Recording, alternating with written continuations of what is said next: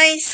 So, wala akong maisip na i-content at ang bigla kong naisip is yung mga nandyan sa closet ko na hindi ko naman i-dare gagamitin sa labas. Pero pwede siguro dito sa YouTube, sa social media, na for fun lang din. Not to dare to wear outside, pero dare to wear here. So, ang aking audience is ang aking pito-pito. Kiss.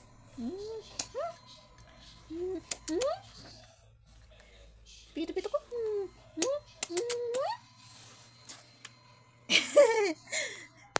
Ewan ko kung ano. Ilang beses din naman siya nandyan na nagpapalit ako. Pag naliligo ako, ewan ko kung anong nakalagay sa utak niya. Dear, tatlong klaseng damit. Not to dare to wear outside. So, ang gagamitin kong short pants sa dalawa is itong black na to. Itong crop top na to.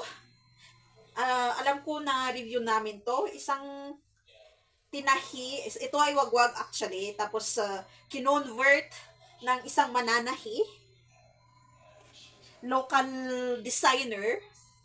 Tapos ito, parang bra na to Pwede sa beach. Tapos two-piece. Hindi ako gumagamit ng two-piece Ewan ko ba kung bakit binili ko to. With this one. Siyempre, gagamit ako ng topper. Secret na yun. Wait muna. So, magpapalit ako sa unang damit. Ang first na damit, not to dare to wear naman, kasi tignan mo naman yung chan. Stomach in muna tayo ngayon. And itong short pan na parang pampers. Ewan ko ba kung bakit inano to. Inimbento tong short pan na to, parang pampers. Ayan. Pwede siguro kung si Marimar or si Talia ang chan ko. Pero pag normal, ganyan yan. Stomach in tayo. Para mukhang maliit. Ayan. Ewan ko ba, baka ipapamigay ko tong mga damit na to. Third, tingnan, hindi ko pa na-try to Na-try ko ba to? Na-review ko? Basta local designer to dito sa Benguet. Na modernize. Yung mga wagwag, kino-convert niya ng 100 plus ata ang bili namin or 200 plus. Sa tingin ko sa nipis naman niya, 100 plus siya. Try ko na damit, mas okay yung pagka-crop top, hindi masyadong mataas, hindi katulad nung una. Ayan. Laki ng puwet. Ayan. Kailangan pa magpaliit ng tiyan. Katatapos ko lang kasi or malapit na akong matapos na yung monthly ko. Kaya ganyan na malaki mas lalong lumaki yung tiyan ko. Bloated. Ayan. With hood. So maganda to sa mga talagang slim itong design. So yung mga design niya is mga slim and more on corset type. Na may mga topper yung design niya. Nakalimutan ko na yung pangalan niya. Yung designer. So, ito yung third. Nakakapayat yung design na corset talaga siya. So, ayan. Hanggang ganyan lang tayo. Mabilisan lang. Tignan niyo sa dito. Wait lang. Ano inisip mo sa akin? Pito ko. Na...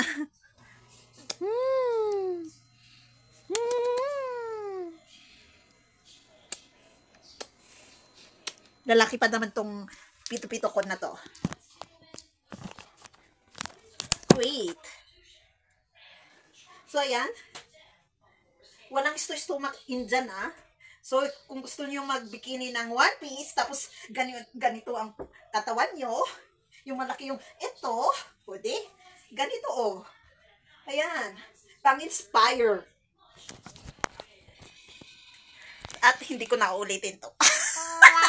Magganito. Wala lang. Wala naman akong pupuntang beach. At wala naman akong ang pinupuntahan naman namin is mga conservative na beach Hindi yung naggagamit ng ganito. Sana makapunta kami ng ganon. Ng mga Boracay, ganon para kasi wala daw silang pake kahit may mas mga malalaki pa daw ang chance sa akin wala silang pake, walang conservative na kung ano-anong pinagsasabi.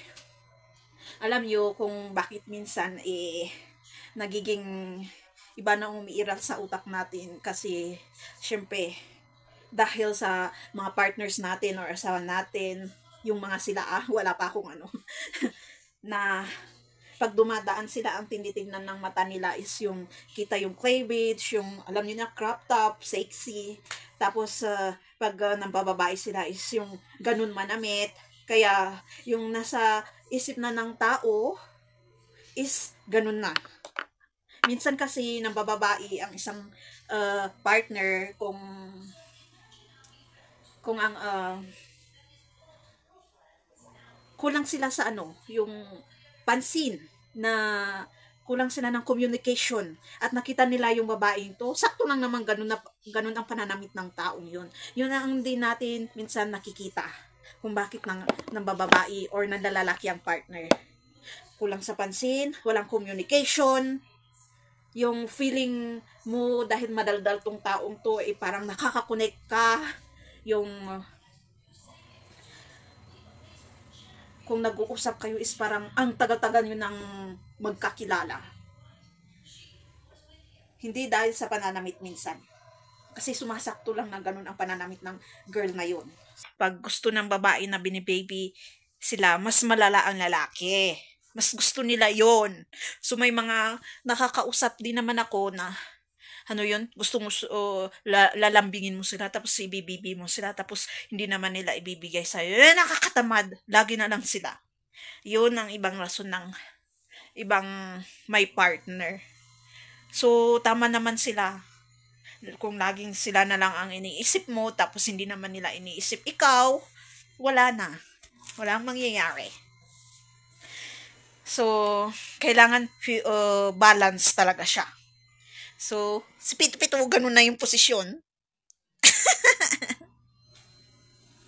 Natatawa for sure sa akin to. Anong ginagawa nitong krong-krong na human na to, sabi. Ano Pito-Pito ko?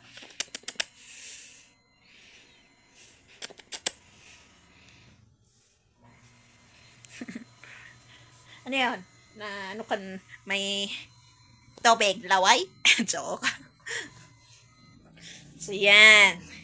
So, pag gusto nyo mag two-piece, wow, nagkaroon ako ng idea kasi gusto ko talaga mag two-piece pero hindi ko alam gagawin ko kasi ganun ang katawan ko. So, thank you for watching. Don't forget to subscribe, click the notification, comment if you want, share to my next videos.